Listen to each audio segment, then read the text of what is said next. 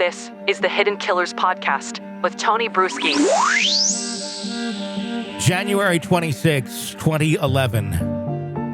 Ellen Greenberg lost her life.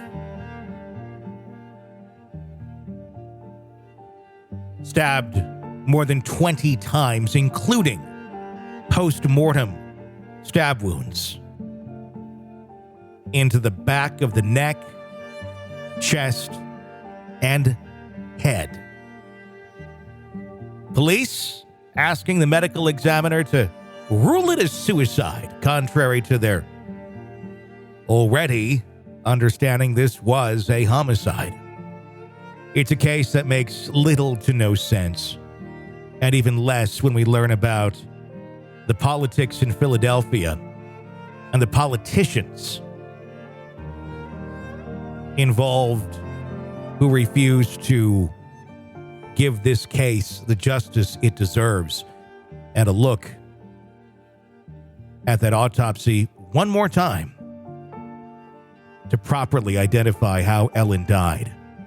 All this week, Sandra and Josh Greenberg are with us to hear their story, struggling to find justice for their daughter, Ellen Greenberg. What can someone do to support you in this right now? They can follow us on Facebook, Justice for Ellen. They can sign the petition. They can go to our GoFundMe. They can start calling the Pennsylvania Attorney General's office. They can call Chester County. They can call Mayor Kenny's office. You know what? We're not going away just because the politicians want it to disappear. Sure. No. They didn't lose a child. We did. They're waiting for me to die or run out of money. So right now it's continue to bang the pots and be as big of a nuisance as possible almost. Right. So they take some action. I don't want to say nuisance. I want to say ask for justice as what we should get. Yeah. That's just what these people are supposed to deliver. The thing is also, Tony, we're fighting for our daughters. This is not just a fight we're fighting for our daughter, okay? Yeah. But we're also fighting for everybody else who has a person, a relative, a friend who is involved in a death, and the medical examiner fucks up their job. Yeah. And doesn't do it right, and they have no recourse. You have no recourse against the medical examiner, Tony, even probably in Arkansas. Yeah. If, God forbid, one of your daughters was struck by a raging maniac, and he was a friend of a politician, you would have no recourse if that medical examiner said it was a suicide. Mm-hmm. That's what we're up against. And if we win, we'd be the first people to win, and we change the rules. The thing think of it that way, Tony. Do you have daughters? Yes, I do. Think of that. Yeah. We're fighting for your daughter, Tony. Yeah. God forbid anything would happen to her, and you don't agree with what the medical examiner said, you're stuck. They can walk on water. You can't. And I don't feel that the medical examiner's profession is above reproach. No person is above reproach. Forget about the profession, Sandy. All of us are, or Josh and I are both professionals, and you, I'm sure, Tony, are as well. Mm-hmm. When we do our job and we step into our seats, we do our jobs to the best of our ability, but we have to be held accountable. Yeah.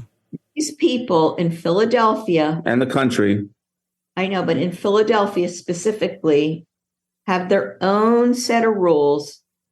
And lots of people live in Philadelphia. Really? And there is a problem there. And we need to get to the bottom of it. Have you met anyone else who's facing the same sort of challenges you have been facing? We haven't met people, but people have contacted us telling us their story. We're not the only ones. The major issue is that the medical examiners take an oath of office and they can't be challenged. The major issue is they can't be challenged. They walk on water. That's the issue. That's the whole national issue. If you look at every state, you'll find, look at Arkansas. Mm-hmm. Read up on it. Sure. It's the same way in Arkansas. God forbid something happened to one of your daughters, that they were given a drug by mistake or a hallucinogen at a bar or something, and something happened, and the medical examiner said it was suicide, you can spin on it until the medical examiner doesn't want to change it. Because, that's the way it is. Do you feel like you're dealing with two different issues here? Maybe a medical examiner that doesn't want to be called wrong or correct work or I don't think they care. Or on top of that, I'll answer your question. I think Galeno, Osborne, and what's her name? All ran away. Mm-hmm. And we're bringing them back for justice. We're suing them. They never thought we would sue them directly. That's my opinion. And on top of that, dealing with whoever murdered your daughter, it's almost like two different boats of, you got gatekeepers here. Tony, that's not Josh and I are not trying to find who murdered our daughter. Not yet. The civilization can figure that out. We haven't, in any of our stuff, pointed a single little finger at anybody as the possible murderer. Mm-hmm. But he or she or they know who they are. I'm obviously not going to ask you to do that or name anyone. Do you feel in your heart that you guys know who it is? Yes. No. And it's not for me to figure out. It's for law enforcement, a legitimate law enforcement, to figure it out. And obviously, it's not the Philadelphia police establishment, because unfortunately, I think they defame themselves. Mm-hmm. Do you know that when the case was sent from the Philadelphia District Attorney's Office to the Attorney General's office, the same people who reviewed the case in Philadelphia were then working in the Attorney General's office? Do you think that's fair? Do you think that's right? No, not at all. Something's wrong there too. Get away with that. How do they legitimize themselves? Because no one challenges them. And they're not going to go re-challenge their own previous decisions.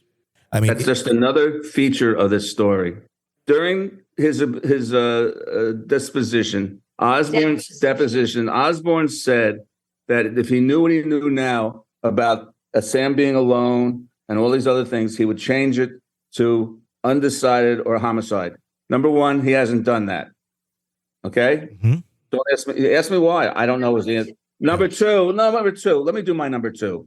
Number two, right after that, he tells us the C and B story about going in the snow with the brain tissue to show Rourke the tissue. She never saw it. She says she never saw it. So how did you walk across in the snow to show it to her?